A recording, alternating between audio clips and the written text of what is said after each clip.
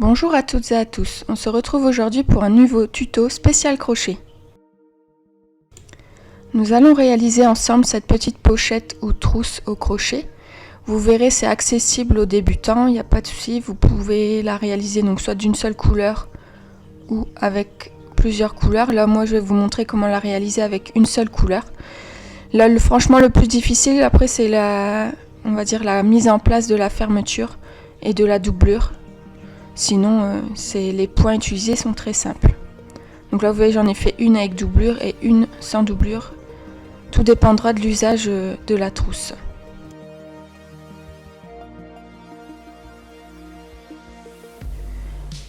Les dimensions de la trousse sont d'environ 22,5 cm de large pour à peu près 14 cm de haut.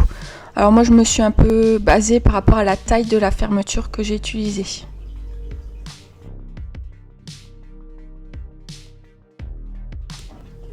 Pour le matériel, j'ai utilisé du fil parti de chez Zeman.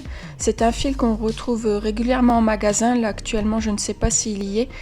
On le retrouve souvent plutôt au moment des fêtes, mais je l'ai déjà vu tout au long de l'année. Donc c'est un fil à base acrylique avec un fil métallisé à l'intérieur.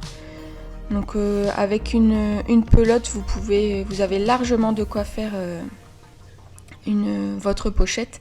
Et elle se crochette en 4 ou 5. Donc là je vais utiliser deux crochets, un crochet 4,5 et un crochet 4. Donc le 4,5 ça sera pour la chaînette de départ parce que je crochette assez serré. Et après le 4 mm et vous aurez besoin donc d'une fermeture éclair.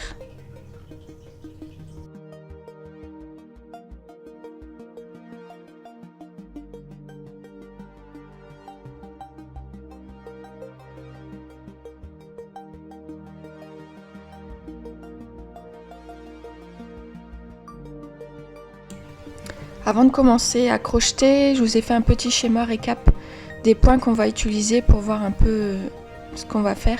À savoir qu'on va donc travailler en rond et d'avant-arrière, donc c'est-à-dire qu'on va changer de sens à chaque rang. Et donc on va alterner, donc le motif va se faire avec une alternance, donc 2 rangs de brides, 2 rangs de granny, donc ce qui veut les granny stripes, j'appelle ça. Donc c'est pour ça, à cause des granny stripes, il faudra que votre chaînette de départ soit un multiple de 3. Donc là, comme j'ai repris sur le schéma, un multiple de 3 plus 1 pour pouvoir monter pour le rang suivant.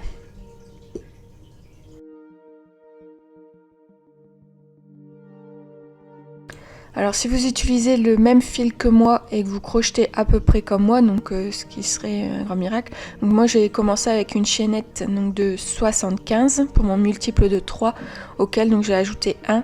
Donc pour démarrer, je vais donc crocheter 76 mailles chaînettes. Et ce qui va donc correspondre pour la taille de ma fermeture.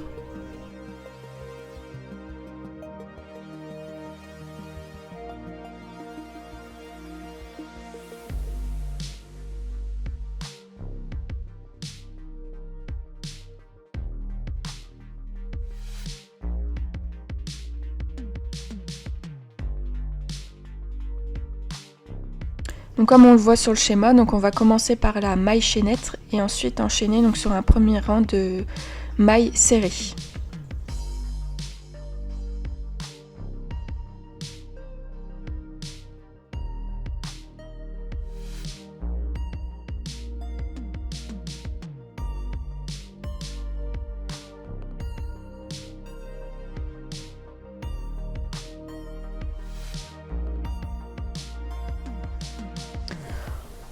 On va pouvoir donc commencer notre maille chaînette.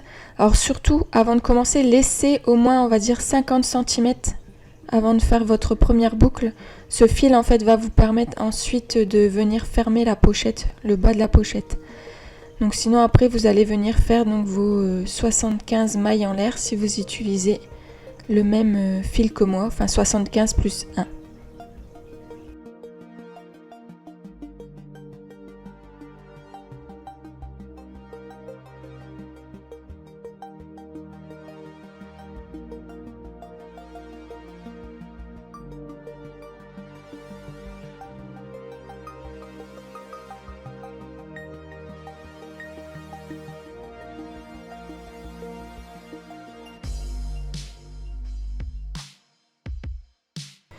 Et donc avant de continuer l'ouvrage, donc je change de crochet, donc je passe de mon crochet 4,5 à un crochet 4. Donc là je vais venir faire des mailles serrées dans chacune des mailles chaînettes. Donc pour faire la maille serrée, je vais venir, donc je laisse la première maille, parce que c'est la maille en l'air qui est pour monter le rang. Donc je vais venir piquer dans la deuxième maille à partir de mon crochet. Donc bien piquer donc dans la deuxième maille à partir du crochet. Et vous allez venir, donc on pique, on récupère le fil et on vient passer le fil dans les deux boucles sur le crochet. Et vous avez donc votre première maille serrée. Et vous allez faire ainsi de suite jusqu'au bout.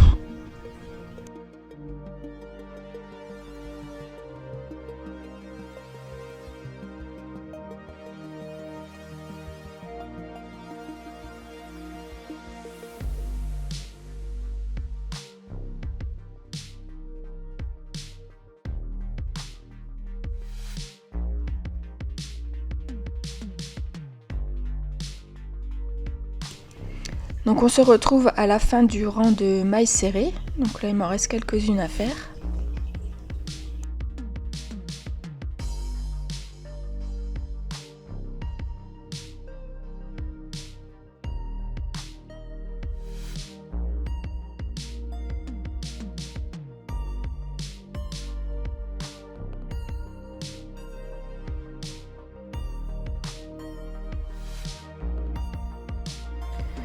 Donc là vous avez fait tout votre rang de mailles serrées et on va venir fermer notre pochette en venant donc faire une maille coulée dans notre première maille serrée du tout début. Donc pour faire la maille coulée, vous allez venir piquer donc votre crochet dans la première maille du rang. Vous allez venir prendre le fil et vous allez le passer. Donc vous passez avec votre crochet, vous allez passer donc dans cette première maille, puis dans la boucle sur votre crochet, et voilà, vous avez fait une maille coulée et votre rang est fermé. Là pour ce premier rang, en fait je vais pas tourner l'ouvrage, je vais tourner après. Donc là je vais faire 3 mailles en l'air. Donc là par contre mes mailles en l'air ne comptent pas comme ça compte pas comme une bride. Donc là vous allez venir faire votre première bride dans la même maille. Donc pour faire une bride, on fait un jeté sur le crochet, on pique dans la maille, on ramène le fil et on passe une première fois dans les deux premières boucles et après on refait un jeté et on repasse dans les boucles. Donc là je vous remonte, donc on fait un jeté, on pique dans la maille, on récupère le fil. Donc là vous avez 3 boucles sur votre crochet, on fait un jeté, on passe dans les deux premières boucles, un deuxième jeté et on passe dans les deux boucles. Et donc là vous avez vos mailles qui sont faites. Vous allez faire ceci tout le long donc du rang. Donc vous allez, comme pour moi, vous retrouver donc avec 75 brides à la fin. Et donc on se retrouve à la fin du rang.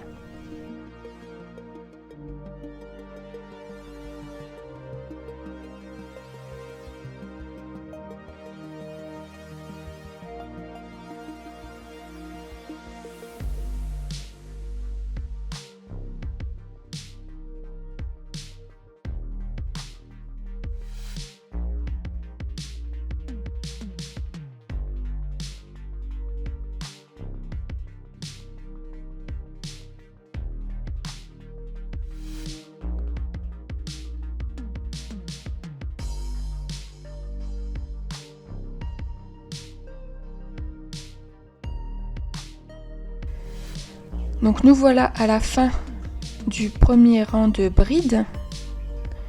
Donc là on arrive, je fais ma dernière bride et comme pour le rang précédent, en fait je vais venir faire une maille coulée. Donc là dans la première bride, attention bien dans la première bride et pas dans la troisième maille en l'air. Donc là, je vous remonte un peu plus près. Donc vous venez bien piquer dans la première bride et pas dans la troisième maille en l'air du départ. Et donc comme tout à l'heure, on fait une maille coulée, donc on passe le crochet, on récupère le fil, on le passe dans la maille et dans la boucle.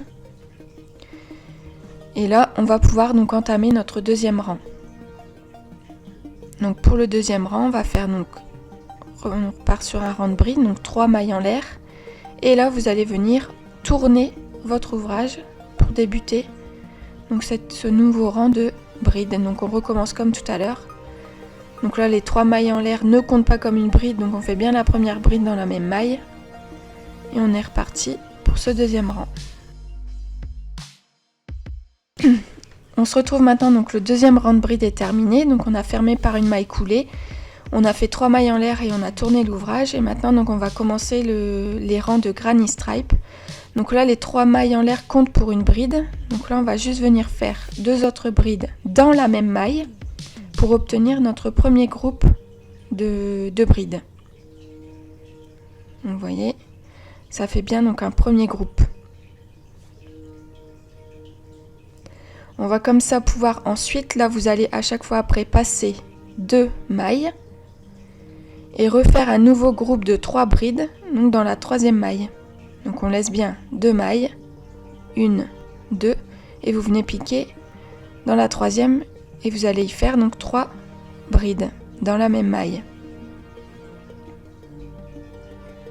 Donc c'est le principe du point granny, et là comme on le fait donc en bande, ça va faire ces effets, enfin ce que j'appelle granny stripe, donc des rayures de granny. Donc là on continue, on laisse toujours bien, on passe 2 mailles et on fait 3 brides dans la prochaine. Et vous allez faire comme ceci jusqu'à la fin du rang.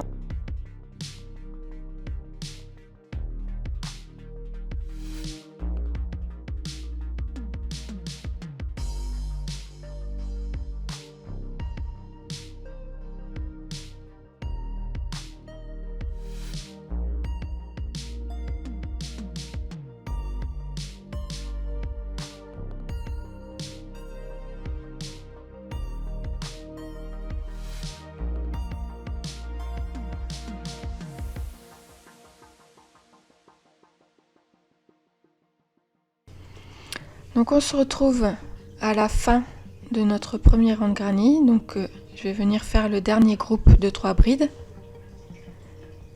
Donc toujours piquer donc, vos 3 brides dans la même maille. Et on va venir donc pour fermer le rang. Donc normalement, si vous n'êtes pas trompé, il vous reste 2 mailles. Et donc là, vous allez pouvoir venir fermer le rang en venant faire une maille coulée. Donc cette fois-ci, ici pour ces rangs-là, vous allez venir piquer dans la troisième maille en l'air du début du rang. Et donc vous allez venir faire votre maille coulée.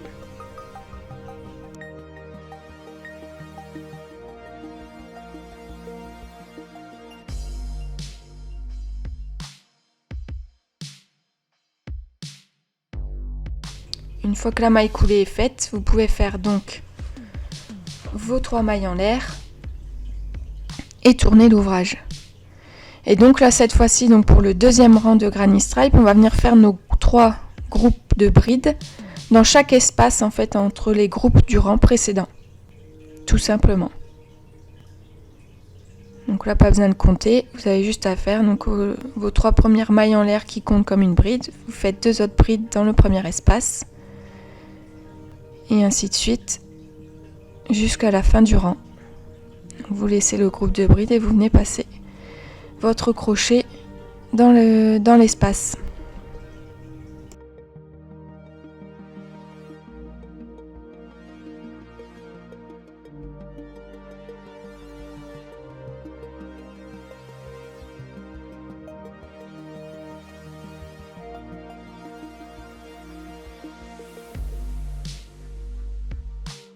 Donc, comme pour le rang précédent, une fois que vous avez terminé tous vos groupes de 3 brides, on va venir fermer le rang par une maille coulée, faire nos 3 mailles en l'air et tourner.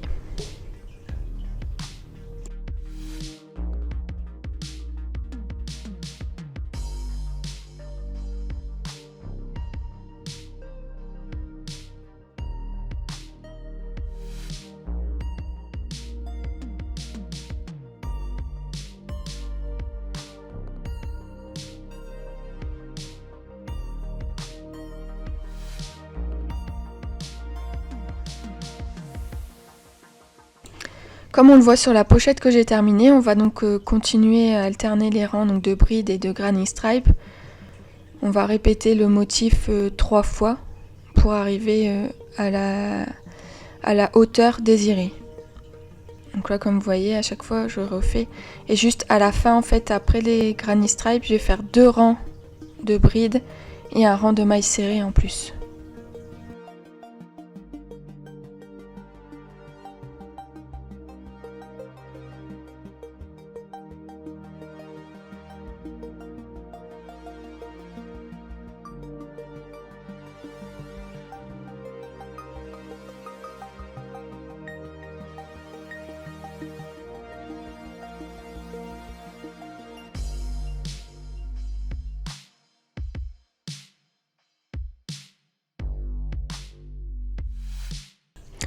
On se retrouve donc à la fin de l'ouvrage. Donc je fais ma dernière maille coulée. Je vais venir donc couper mon fil et passer le fil dans la boucle pour faire un nœud.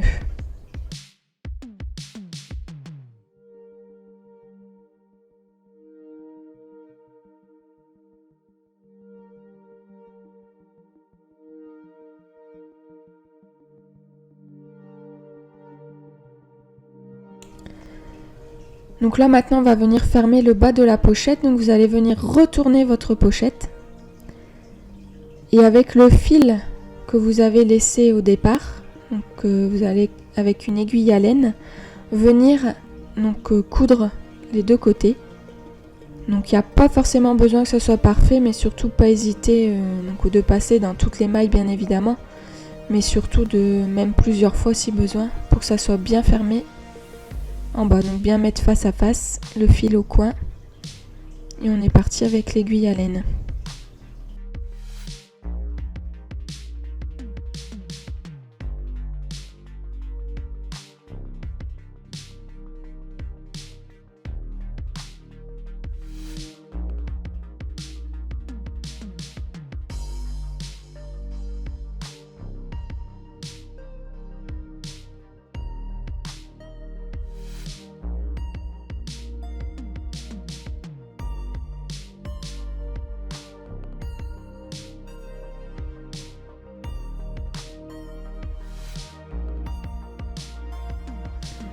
Quand votre couture est terminée, donc vous coupez, vous rentrez les fils et vous pouvez venir retourner votre pochette, bien mettre en place les coins. Et donc voilà, le bas de votre pochette est terminé. Il va rester maintenant à mettre en place la fermeture.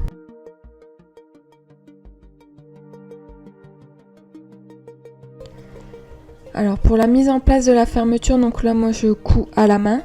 Je ne suis pas une grande couturière donc je fais au mieux. Donc là vous voyez je viens donc sur l'extrémité, l'une des extrémités de ma fermeture, je viens donc passer les deux bords l'un au-dessus de l'autre et je vais les coudre donc ensemble pour que en fait la fermeture se maintienne bien.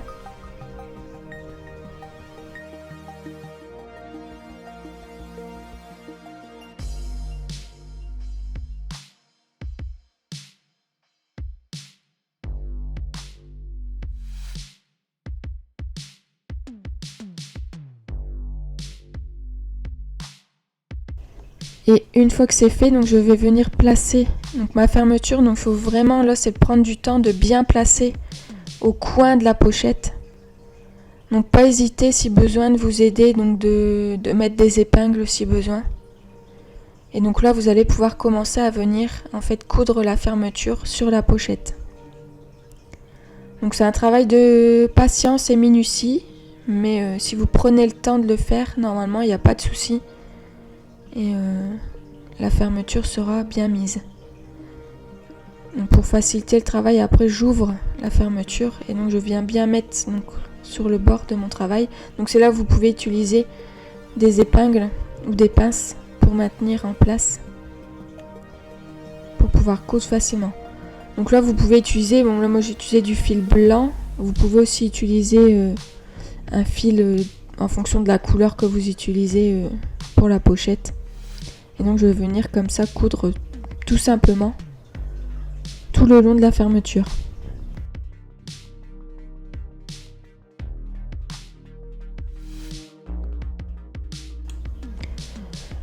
Donc là on arrive de l'autre côté de la fermeture, il faut absolument donc bien le placer comme pour le premier côté.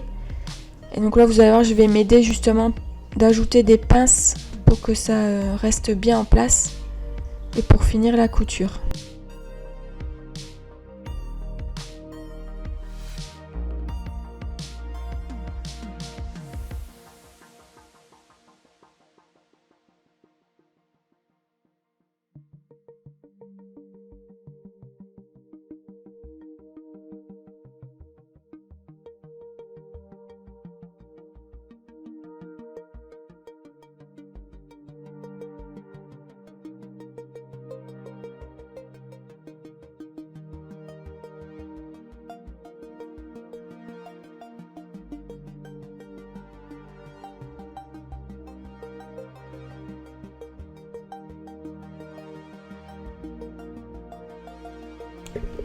Donc voilà, la fermeture est mise en place.